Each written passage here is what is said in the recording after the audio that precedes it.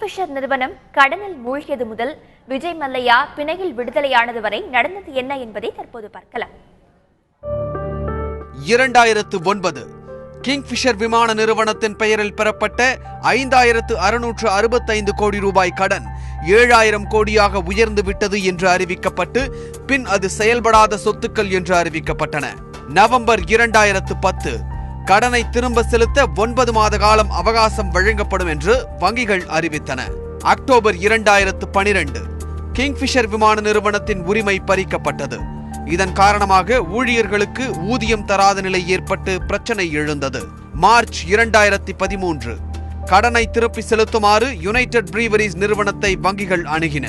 2014 வேண்டுமென்றே கடனை திரும்ப செலுத்தாதவர்களின் பட்டியலில் விஜய் மல்லையாவின் பெயரை வங்கிகள் சேர்த்தன. ஏப்ரல் 2015 விமான நிலைய கட்டணங்களை செலுத்தாததால் விஜய் மல்லையாவின் தனிப்பட்ட விமானத்தை மும்பை விமான நிலையம் 22 லட்சத்திற்கு விற்றது. நவம்பர் 2015 கிங்ஃபிஷர் விமான நிறுவனத்தின் கடன் 9091 கோடி ரூபாய் என்று நிதியமைச்சர் அருண்ஜேட்லி அறிவித்தார். பிப்ரவரி 2016 யுனைடெட் ஸ்பிரிட்ஸ் நிறுவனத்தின் உறுப்பினர் பதவியிலிருந்து விலக விஜய் மல்லையா அறிவுறுத்தப்பட்டார். மார்ச் 2016 விஜய் மல்லையா வேறு நாட்டிற்கு தப்பிக்காமல் இருக்க நடவடிக்கை எடுக்க வேண்டும் என்று உச்சநீதிமன்றத்தை நாடியது வங்கிகள் கூட்டமைப்பு. ஆனால் அப்போதே விஜய் மல்லையா லண்டன் சென்று விட்டார் என்ற தகவல்கள் வெளியானது.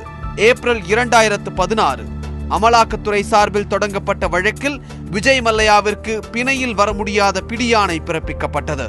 ஏப்ரல் 18 2017 விஜய் மல்லையாவை கைது செய்து இந்தியாவிற்கு கொண்டு வர பல நடவடிக்கைகள் எடுக்கப்பட்ட நிலையில் விஜய் மல்லையா ஸ்காட்லாந்து யார்ட் போலீசாரால் கைது செய்யப்பட்டு பின்னர் 3 மணி நேரத்தில் பிணையில் விடுவிக்கப்பட்டார்.